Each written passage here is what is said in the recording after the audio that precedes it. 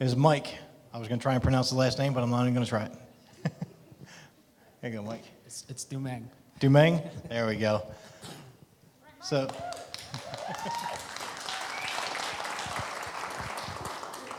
so the property you got here in Sanford, how did you end up finding this property?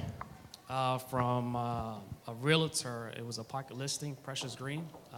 She had a friend that lived in her area and reached out to her. She's a caretaker of this elderly lady, and she was getting to that point where it was time for her to go in a nursing home, and she was going to sell it. So she knew it, that she was going to sell it, and she told me about it, and I made the offer. I see you picked it up for $55,000. Is that what they were initially asking, or did you negotiate down to that? No, it was it was like a judgment. It was kind of like a probate, and long story short, the lady was going to go in a nursing home. So the daughter of the elderly lady, She's the one that was handling the estate for her? Estate, yeah. Okay. But she wasn't competent, I guess, and she didn't do a good job. But So you ended up having to have a judge come in and say, hey, yeah, that was a set we want to price. sell it for this much, it's okay to sell it for this. Yeah, yep. How did you come up with your after repair value on that?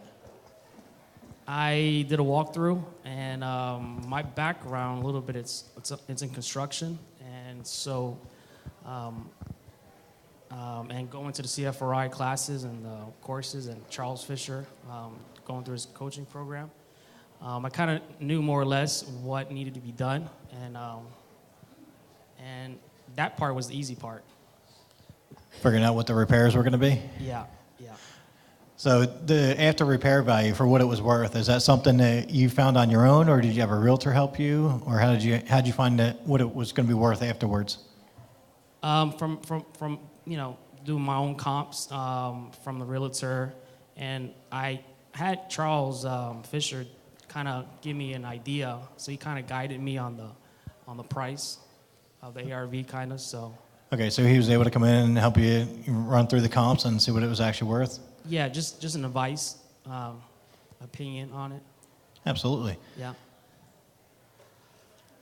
So why don't we run through real quick some of the repairs that you did? So the AC duct work, AC and the duct work, there was never an AC. They had an old oil furnace. So I had just heat, no AC. Which I took out, and I made that into a pantry. I converted it into a pantry in the kitchen.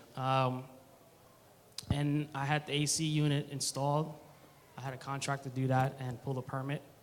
They installed that in the closet, one of the linen closets. Texture and paint, had popcorn. Removed all that, hired a sub to do that. And paint, had my brother-in-law paint. He's a contractor. Flooring, I hired a couple buddy of mine to come and do the flooring. Kitchen, I went through Greg from Spectrum Cabinets. From Spectrum Properties? Yeah, cabinets, and put the cabinets together, installed them myself. The repiping, it had an existing polybutylene. The polybutylene piping? Yep, and so I had to hire someone to redo that.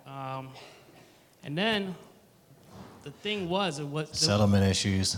There was settlement issues in the laundry room. It was a 8x12 laundry room, and it had a crack from one corner going up, all the way around the top of one side, the second side, and then down the third side.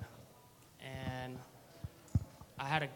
they had to put two piers underpinning to lift it up, and I had got that permitted and engineered, and did it all the right ways. And then on the other corner of the house, there was some little settling issue as well. So they put two more pins on the other side to lift it up. But I went ahead and I installed gutters all around to help from the water. To keep the water away from the corners so it doesn't settle again? Yep. Now, is this something that you knew going into it that you were going to have to put the piers in there? And also for the repiping, did you see the polybutylene beforehand, or is that something you found out as you were going through the process? The repiping, I seen it. I just opened just look at the water heater or the bathroom.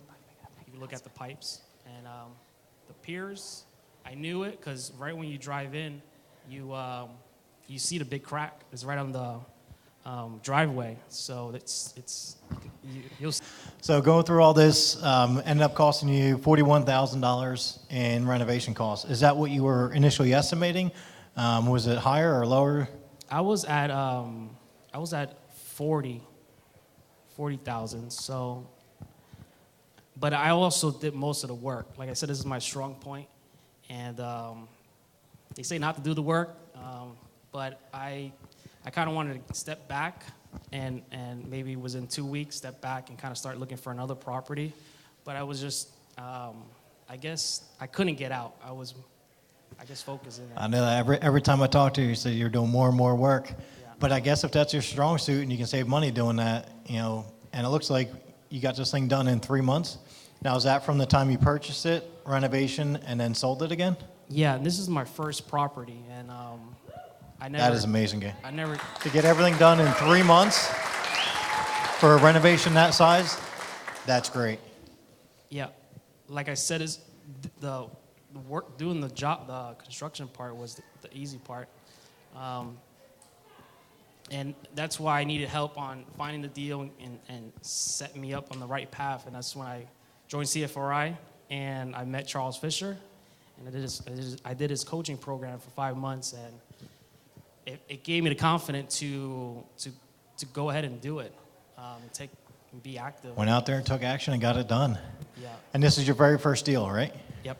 So first deal done in under 3 months and a $40,000 profit. That is absolutely amazing. Congratulations. Thank you. And we got a couple questions here.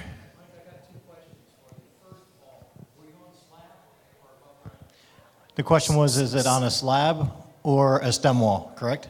It was a slab.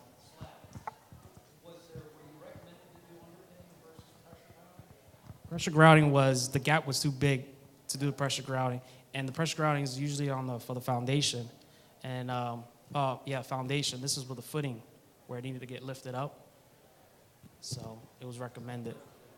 Yeah. Question: did you find the job move faster because you were personally involved? Were you able to keep on top of the subs? Yeah, so I had a scheduled plan on certain contractors to come in, and if one didn't come on time or they were busy on another job, and I'll let one day slide, and then the next day the same excuse. Then I'll go ahead and I'll jump in and I'll do whatever it takes to get it done, and I'm back on track. Yeah. Any other questions? Yes, ma'am. How did you fund the deal? So I did hard money. This is the first one, so I went through hard money, secure lender. Secured investment lending? Yep. What was the cost of the foundation work? It totaled about $5,500, and I had got like about 5 proposals. The ramp drag is pretty good. So now these proposals, were they all within range, or did you have some crazy high numbers? I did. A lot of people try to sell me on it, but I did some research, and after hearing them all, it was basically the same thing. So I learned it. It's not so bad, really. All right. Well, again, thank you very much, and congratulations on an amazing deal. Thank you.